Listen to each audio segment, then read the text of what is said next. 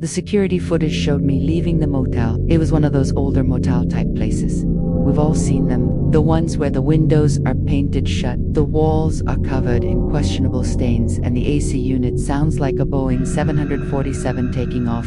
I don't know why I decided to stay there, but I did. And shortly after I checked in, I met the night manager. He was a scrawny dude with slicked back, gray hair and eyes that seemed to hold the secrets of the universe, or at least every illicit activity that took place within a 10-mile radius of the motel. I asked him for a recommendation on a good place to eat, and he just stared at me blankly. He didn't respond, and after a few seconds I realized he was going to, so I just decided to go to McDonald's instead. When I came back from dinner, I noticed that the power had gone out. As I walked through the parking lot, I thought maybe it was just me being paranoid, but I couldn't help but get the feeling that I was being followed. It was subtle at first, just the feeling that somebody was watching me, but then I started seeing the same car everywhere I went. I tried to dismiss it, but as I got closer to my room, the feeling intensified. I broke into a run. I fumbled with my keys. I got inside and locked the door behind me. I tried to convince myself that it was silly to be afraid.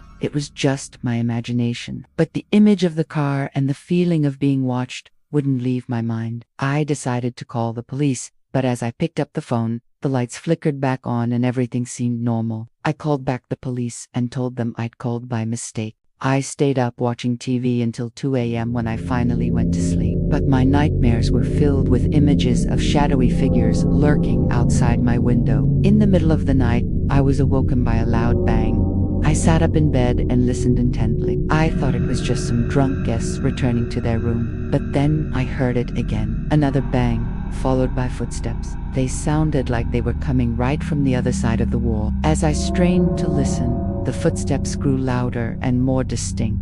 They were getting closer. The bang came again, and then I felt the wall beside me vibrate. Whatever was on the other side of the wall was pushing against it with considerable force, and then a scratching sound joined the commotion. The wall was vibrating again, and now it felt like something was trying to claw its way through the thin barrier between us. Suddenly, a gaping hole appeared in the drywall, revealing a pair of glowing red eyes on the other side. I screamed and scrambled back, tripping over my suitcase in my haste. The eyes seemed to stare directly at me, and I could feel the hot, fetid breath of whatever creature lurked beyond the hole. Then, just as suddenly as it began, the scratching stopped. The eyes disappeared, and the only sound I could hear was my own ragged breathing. I sat there, paralyzed with fear, until the first rays of sunlight crept through the curtains. With trembling hands, I dialed 911 and reported what had happened. The operator dispatched a patrol car, but when the officer arrived,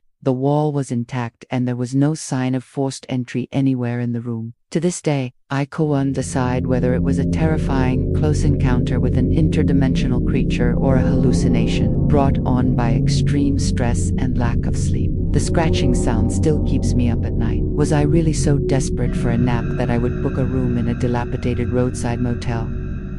Looking back, I realized that I must have been. I didn't have much money, and I was exhausted from driving. But as I look back, I can't help but wonder if the manager knew something I didn't. Did he see the same shadows I did? Did he hear the scratching before I did? Why did he let me book a room that was clearly not safe? And most importantly, what was that sound and what were those eyes? To this day, I haven't found another motel that compares to that one. They may seem ubiquitous, but when it comes to budget accommodations, I draw the line at staying in rooms that are shared by more than 2 people. Let's just say I'm never going back. Have you ever experienced anything strange while traveling? Share your thoughts below. We're eager to hear your stories. And if you enjoyed this creepy tale, please hit the like button and subscribe for more spine-chilling content. Thank you for watching, and we'll catch you in the next video. Bye!